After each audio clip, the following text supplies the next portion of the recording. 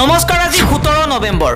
অসমৰ লগতে ভাৰতৰ বিভিন্ন প্ৰান্তৰ পৰা ৰাতিপুৱাৰ কেইবাটাও খবৰ আহি পৰিছে। এই মুহূৰ্তত জনাই আছো এটা ব্ৰেকিং নিউজ। আৰক্ষীক মুখ্যমন্ত্ৰী হিমন্ত বিশ্ব শৰ্মাৰ কঠোৰ সকিয়নি। আৰক্ষীয়ে সংস্কাৰ, দায়বদ্ধতা আৰু সহমৰ্মিতাক আঁকোৱালি লওক, অন্যথা চাকৰি ত্যাগ কৰক। আৰক্ষী সৰ্বসাধাৰণৰ সুৰক্ষাৰ বাবেহে আছে। সৰ্বসাধাৰণৰ নাগৰিক নিৰীক্ষৰ বিৰুদ্ধে এতিয়া ক্ষমতা দেখুৱাবৰ দিন নাই আৰক্ষীৰ। অসম আৰক্ষীৰ গুণ্ডাগিৰিক লৈ এতিয়া সৰব হৈ পৰিছে মুখ্যমন্ত্ৰী হিমন্ত বিশ্ব শৰ্মা। টুইট কৰি হিমন্ত বিশ্ব শৰ্মাই কৈছে, অসম আৰক্ষীয়ে ৰাজপথত সাধাৰণ নাগৰিকৰ বিৰুদ্ধে অপ্ৰয়োজনীয়ভাৱে শক্তি প্ৰয়োগ কৰা উচিত নহয়। বিপৰীতে মৰ্যাদা আৰু সন্মানেৰে জনসাধাৰণক সেৱা আৰু সুৰক্ষা প্ৰদান কৰা শক্তিলৈ আৰক্ষী ৰূপান্তৰ হ'ব লাগিব। অনিয়ন্ত্ৰিত ক্ষমতাৰ সেই দিনবোৰ এতিয়া অতীত হ'ল। যেতিয়া আৰক্ষীক ৰাজনৈতিক লাভৰ বাবে ব্যৱহাৰ কৰা হয়, লগতে ভুৱা সংঘৰ্ষ, বুলডোজাৰ কাৰ্যকলাপক আৰু চিণ্ডিকেটক সমৰ্থন কৰা হয়, তেতিয়াই এনে ফলাফল অনিবাৰ্য।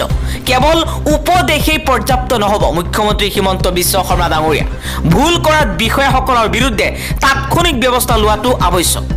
আম আদমি পাৰ্টিৰ উত্তৰ পূৰ্বাঞ্চলৰ তত্ত্বাৱধায়ক ৰাজেশ শৰ্মাৰ প্ৰতিক্ৰিয়া। জনজাতিকৰণক লৈ মন্তব্য কৰিছে জনজাতি পৰিক্ৰমা মন্ত্ৰী জুৱেল ওৰামে। জুৱেল ওৰামে কৈছে, মই দেশৰ প্ৰথমগৰাকী জনজাতি মন্ত্ৰী। নতুন জনগোষ্ঠীক জনজাতিৰ মৰ্যাদা প্ৰদানৰ ক্ষেত্ৰত নিশ্চয়কৈ বিবেচনা কৰা হ'ব। বিশাল আয়োজনেৰে ৰাজধানী দিল্লীত বড়োলেণ্ড মহোৎসৱত এই ভাষণ প্ৰদান কৰি এই মন্তব্য কৰিছে জনজাতি মন্ত্ৰী জুৱেল ওৰামে। জুৱেল ওৰামে লগতে কৈছে, কংগ্ৰেছে আনটো বাদেই জনজাতি পৰিক্ৰমা মন্ত্ৰণালয় গঠন কৰিব নোৱাৰিলে, কিন্তু বিজেপিৰ কাৰ্যকালত জনজাতিৰ উন্নয়নৰ নামত চলিত বৰ্ষত ব্যয় কৰা হৈছে 3,50 লাখ টকা। বিজেপিৰ বিৰুদ্ধে সৰব হৈ পৰিছে ৰাহুল গান্ধী। ৰাহুল গান্ধীয়ে কৈছে, দেশত নিবনুৱা সমস্যাৰ সৃষ্টি হৈছে, মূল্যবৃদ্ধি অব্যাহত আছে, কৃষকসকলে আত্মহত্যা কৰিছে, নৰেন্দ্ৰ মোদীয়ে বিমুদ্ৰাকৰণ কৰিলে, ভুল GST কাৰ্যকৰী কৰিলে আৰু ক্ষুদ্ৰ ব্যৱসায় ধ্বংস কৰিলে। পৰিস্থিতি এনেকুৱা হৈ পৰিছে যে আজি কৰ্মসংস্থাপন বন্ধ হৈ গৈছে। GST এক প্ৰকাৰৰ অস্ত্ৰ, যিয়ে ক্ষুদ্ৰ মজলীয়া ব্যৱসায়িক প্ৰতিষ্ঠানক ধ্বংস কৰি তুলিছে। যেতিয়ালৈকে নৰেন্দ্ৰ মোদীৰ চৰকাৰ আছে, তেতিয়ালৈকে কৰ্মসংস্থাপনৰ সৃষ্টি হ'ব নোৱাৰে বুলি মন্তব্য কৰিছে বিৰোধী দলপতি ৰাহুল গান্ধী।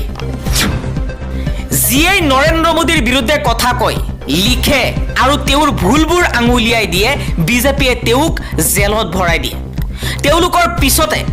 তেওঁলোকৰ পিছফালে ED, IT, CBIৰ দৰে তদন্তকাৰী সংস্থা মোতায়েন কৰা হৈছে। কিন্তু দেশৰ দলিত, পিছপৰা শ্ৰেণী আৰু জনজাতীয় লোকৰ লগত অন্যায় হ'লে নৰেন্দ্ৰ মোদী মৌন হৈ থাকে। প্ৰধানমন্ত্ৰী মোদী আৰু বিজেপিৰ বিৰুদ্ধে আৰু কেন্দ্ৰীয় তদন্তকাৰী সংস্থাসমূহক ব্যৱহাৰ কৰাক লৈ এই মন্তব্য কৰিছে কংগ্ৰেছৰ সভাপতি মল্লিকাৰ্জুন খাৰ্গে।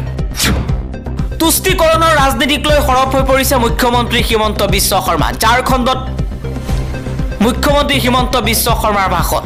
তুষ্টিকৰণৰ ৰাজনীতি কৰা কংগ্ৰেছেই হওক বা আন যিকোনো দলেই হওক, আমাক ভয় খুৱাবলৈ বৃথা চেষ্টা কৰিব নালাগে।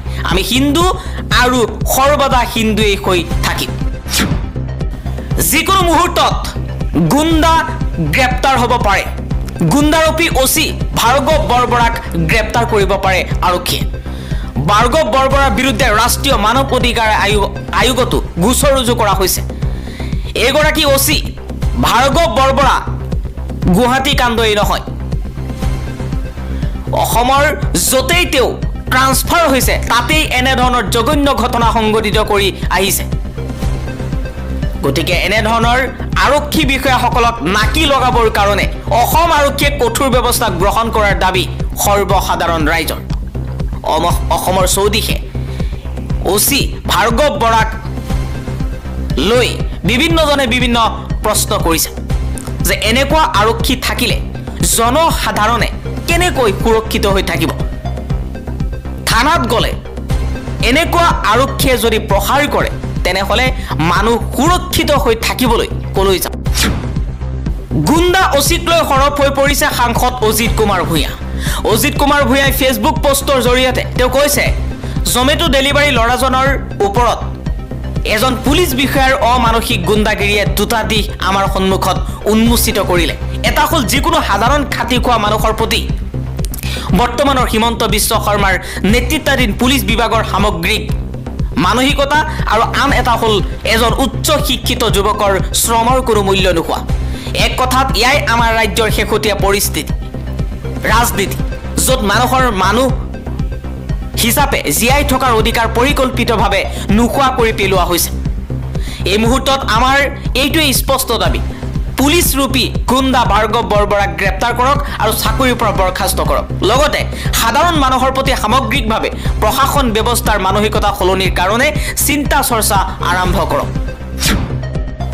বিজেপিৰ সাংসদৰ পাৰ্টিত মাংসৰ সলনি বিলালে মাংসৰ জোল, তুমুল মাৰপিট দলীয় কৰ্মীৰ মাজত।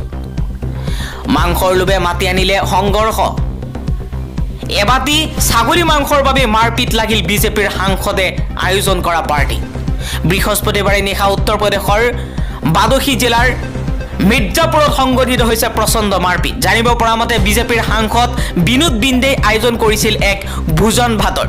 সেই ভোজলৈ নিমন্ত্ৰণ জনাইছিল দলৰ কৰ্মীসকলক। প্ৰায় 250 লোক আহিছিল ভোজ খাবলৈ। ভোজত সকলোৱে তৃপ্তিৰে খাই আছিল ছাগলীৰ মাংস আৰু ৰুটি। তেনে ক্ষেত্ৰত সাংসদগৰাকীৰ গাড়ী চালকৰ ভাতৃ সেই স্থানত উপস্থিত হয়, কিন্তু মাংসৰ নাটনি হোৱাৰ বাবে তেওঁক মাংসৰ সলনি মাংসৰ থাকি যোৱা জোলেৰে ৰুটি খাবলৈ দিয়া হয়। তাতেই আৰম্ভ হয় গণ্ডগোল। বাংলাদেশত হিন্দু নিৰ্যাতন দমন ৰোধৰ বাবে আমেৰিকাক আৰ্থিক নিষেধাজ্ঞা আৰোপ কৰিবলৈ প্ৰৱাসী ভাৰতীয় গোষ্ঠীৰ হেঁচা। বাংলাদেশত হিন্দুৰ ওপৰত আক্ৰমণ চলি থকাৰ অভিযোগ উত্থাপন কৰিছে প্ৰৱাসী ভাৰতীয়ই। ভাৰত আমেৰিকান সংগঠনে ডনাল্ড ট্ৰাম্পক ঢাকাত আৰ্থিক নিষেধাজ্ঞা আৰোপ কৰিবলৈ হেঁচা প্ৰয়োগ কৰিছে। বৰ্তমান ক্ষমতালৈ অহা ট্ৰাম্প প্ৰশাসনে বাংলাদেশত সংখ্যালঘু হিন্দুৰ ওপৰত চলি থকা নিৰ্যাতন ৰোধৰ বাবে কঠোৰ ব্যৱস্থা গ্ৰহণ কৰিবলৈ আমেৰিকা ভাৰতীয় গোটে হেঁচা প্ৰয়োগ কৰিছে। আমেৰিকাৰ কংগ্ৰেছত আৰ্থিক নিষেধাজ্ঞা জাৰি কৰাকে ধৰি বিভিন্ন সংস্থাৰ ব্যৱস্থাৰ প্ৰস্তাৱৰ প্ৰস্তুতি আৰম্ভ হৈছে। আকৌ জ্বলি উঠিছে মণিপুৰ। 7জন মন্ত্ৰী বিধায়কৰ বাসগৃহ আক্ৰমণ জনতাৰ। পুনৰ জ্বলি উঠিছে মণিপুৰ।